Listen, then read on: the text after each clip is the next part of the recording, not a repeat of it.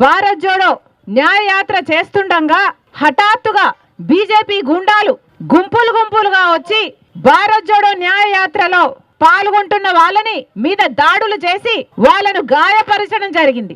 ఎందుకు ఇలా చేస్తున్నారు అని రాహుల్ గాంధీ గారు స్వయంగా దిగి వాళ్ళని ఎదిరితే రాహుల్ గాంధీ గారికి కూడా ప్రమాదం తలపెట్టే ప్రయత్నం చేసి ఆఖరికి పెద్ద గొడవై నిన్న అస్సాంలో ఈ విషయం జరిగితే అస్సాంలో ఉన్నది బీజేపీ పార్టీకి చెందిన ముఖ్యమంత్రి.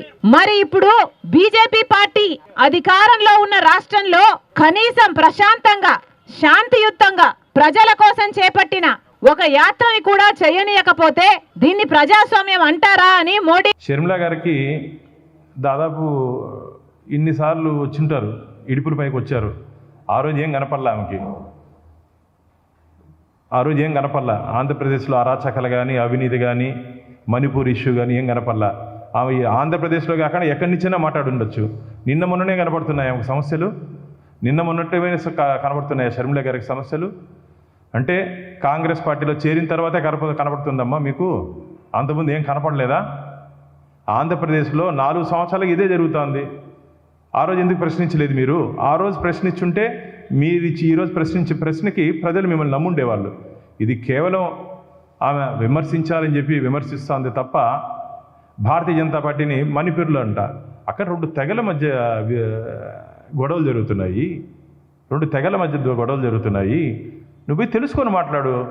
తెలియకుండా విషయం మీద పరిజ్ఞానం లేకుండా కేవలం భారతీయ జనతా పార్టీని విమర్శించాలి, భారతీయ జనతా పార్టీని విమర్శిస్తే ఓట్లు వస్తాయని చెప్పి ఒక భావంతో ఉన్న అసలు మీరే కాంగ్రెస్ పార్టీని ఒక్కసారి వీడియోలు కానీ చూపిస్తే ఆశ్చర్యపోతారు మిత్రులారా.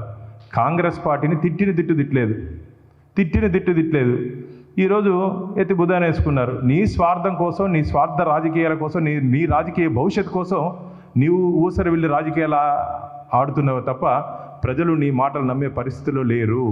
ఈ ఊసరి వెళ్ళి రాజకీయాలు, ఈ 2 నాలుగుల ధోరణిని ఆంధ్రప్రదేశ్ ప్రజలు నమ్మే పరిస్థితులు లేదు.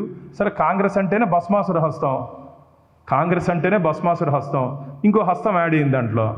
మాకేమి దీనివల్ల నష్టం ఏమీ లేదు. కాంగ్రెస్ పార్టీకి ఇంకో భస్మాసుర హస్తం యాడ్ అయింది. వాళ్ళు ఎక్కడ చేయబడితే అక్కడ బూడిదే. మామూలుగా ఆశీర్వదిస్తే మంచి జరుగుతుంది. ఇప్పుడు మోడీ గారు దేశానికి శ్రీరామ రక్ష అయ్యారు. వీళ్ళు భస్మాసుర హస్తంగా మిగిలిపోయారు. కాబట్టి ప్రజలు మిమ్మల్ని స్వీకరించే పరిస్థితులు లేరు. మీకు ఆంధ్రప్రదేశ్లో భవిష్యత్తు లేదు.